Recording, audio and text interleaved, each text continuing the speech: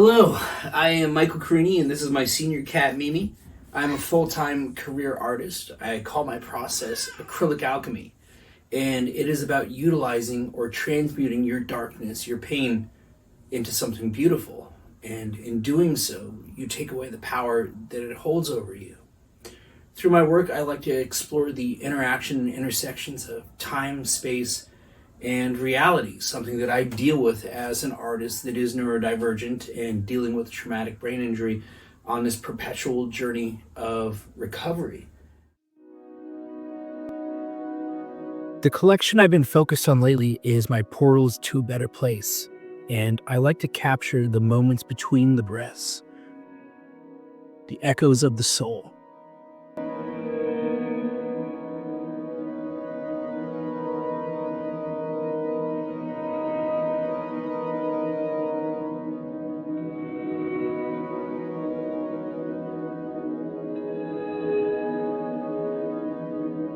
In college, one of my instructors was Carm Good, who was the creator of the characters for Otter Pops. And one of the valuable lessons that Carm taught me was that illustration, art, is utilizing whatever it takes and doing whatever it takes to get the job done. And so that's how I view the process of art, is utilizing whatever it takes and doing whatever I need to do to tell the story.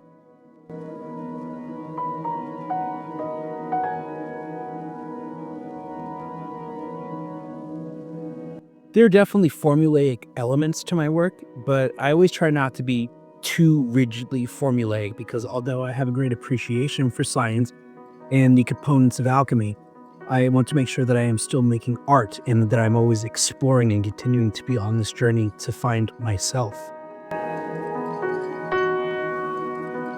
One of the things that I'm known for is my signature brushstroke. It's a brushstroke unlike any other artist in the history of art. And what my brushstroke really is it's the physical manifestation of my Tourette's. So I actually learned to utilize my Tourette, something that somebody else might see as a hindrance or a disability, and to use it to find my authentic voice, because that's who I am. And through my art, I am sharing my stories. I am putting myself into the art.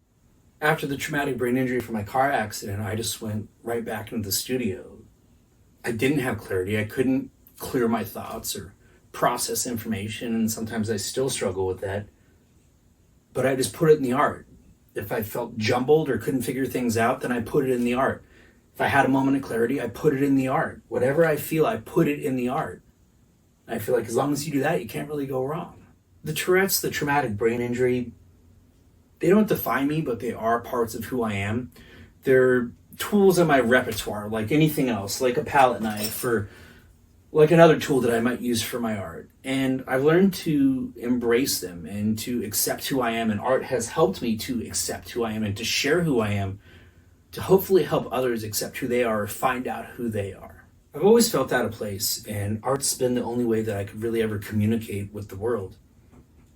I feel like, in a way, I wasn't necessarily discouraged from my dream, but I don't feel like I was really supported either. I was always told, well, it's up to you, whatever you want to do, you're on your own. And so when it was time to make a choice, I chose to go to art school, but I had to put myself through school. I didn't come from a family that was into the arts or that even is into the arts today. In fact, I think my family's only been to a couple of my shows in the past decade. Now, they did move away, so it's understandable now, but even when I had shows here in San Diego, I can't say that my family was really into the arts. And so it's something that I've always had to do because it's my passion, it's my dream, and I've had to remind myself it's my dream. It's not up to anybody else to care. And so I have to decide if I'm going to make it happen or not. I went to art school at Loyola Marymount in LA. I moved from San Diego up to LA because I felt like it was a better art scene to become immersed in, even if I was going to move back to San Diego, where I am today.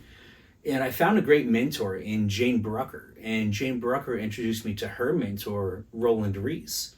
And for a semester or two, I would go visit Roland at the brewery complex in downtown Los Angeles. And I would help Roland work on his pieces that he was preparing for museum and gallery shows. And To be beside an artist of that magnitude was just such an incredible experience. And I have to say that the experience of finding a mentor outside of school was just as valuable as the education that I had at the university.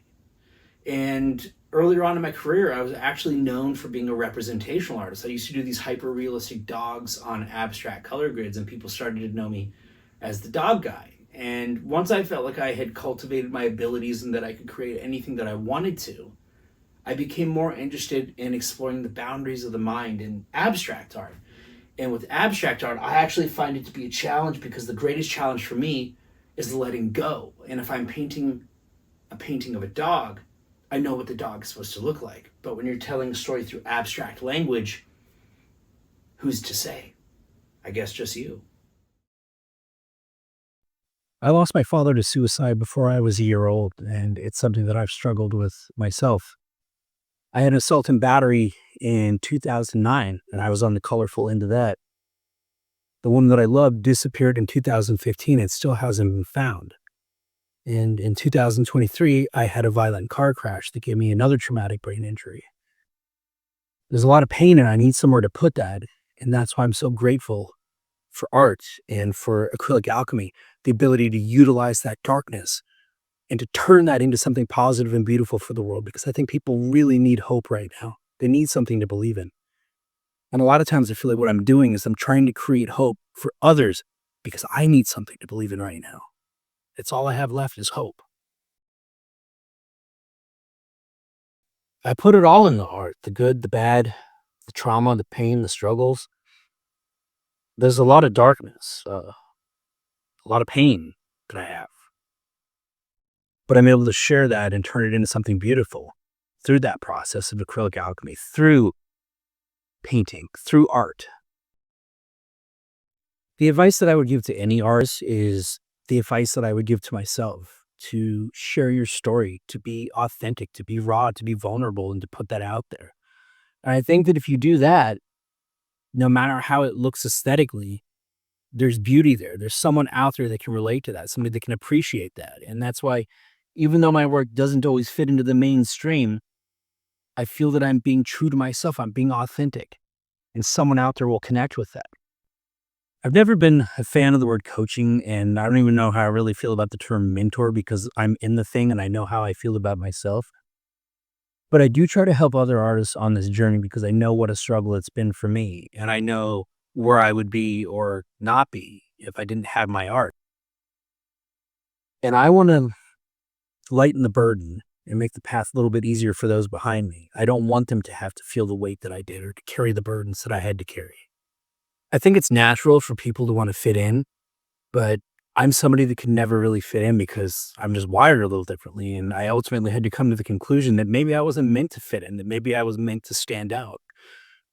And that's not a bad thing. In fact, it's a good thing. But the art world is funny because it's like we kind of want to fit in because we want to be part of the conversation, but we also want to stand out at the same time. So there's like this weird sweet spot. And being in the art world, it's unlike any other industry. There's other industries where there's certain rules or protocols or ways to have success. And in the art world, it is a roller coaster. And what works one day doesn't work the next. And what doesn't work one day may work the next. With helping other artists, I'm not trying to convince anybody of my way or my methodologies or trying to preach any type of doctrine. I'm trying to help people find their own voice, their own authentic voice.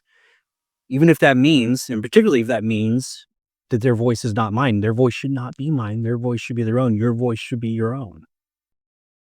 I have had some successes on this journey and I'm grateful for them, but I've also had a lot of failures. I've had many more failures.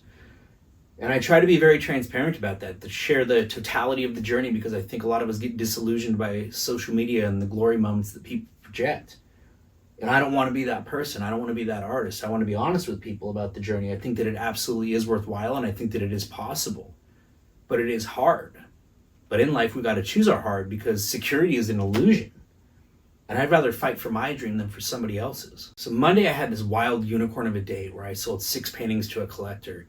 And like I said, it was a unicorn of a day. That does not happen all the time. But it brought me back to a conversation that I was recently having with another artist because of the struggles with the art market right now, the struggles with the economy, all the struggles with the world. People are not buying as much art right now because they don't have the expendable income. And so I'm having to navigate that and find creative solutions. And as artists, I feel like that is the way to find creative solutions, and just simply refuse to quit, to have this obstinate refusal to quit and to just be willing to keep going, that if you keep going, that it might just be possible. But the conversation I was having with an artist was, is it a good idea to go back and get a job? And we were talking about getting a job here in Southern California, making $17 an hour in this case. And I pass no judgment on anybody for doing what they need to do, for choosing their own path and for what's right with them. You know your circumstances, I don't. We all have to make our own choices and choose our heart. But what I said to them was, if you take a job making $17 an hour for that contract period, what you will earn is $17 an hour. But as an artist working for yourself, you could wake up on any given day and make $1,000, $3,000, $5,000, $10,000 more. There's no cap, but there's also no guarantees. But I look back on Monday, that great unicorn of the day, and I think about how many months I would have had to work at that job at $17 an hour to earn that. And that's why I'm so glad that I stay firm and committed to my dream. And I refuse to ever look back. This is all that I do. I don't have another job. I used to, and I decided to get rid of that because I feel like the plan B was what was holding me back for so long. I always thought that I needed a parachute to prevent me from falling, but ultimately I came to the conclusion that the parachute was preventing me from flying. And it was only by getting rid of that and going all in on my dream that I could really find out what was possible. And that's the journey that I'm navigating right now. I'm trying to find out what's really possible. I am always up to something in my brain. It never stops. It just keeps going and going and going. But you can find much more at CariniArts.com. You can find me on my Linktree, and that will show you everywhere that you can join me on this journey. I try to share the processes, the behind the scenes. I try to give some artist support, help other people on this journey. I'm in this for passion and for purpose. This is my calling. This is what I was born to do.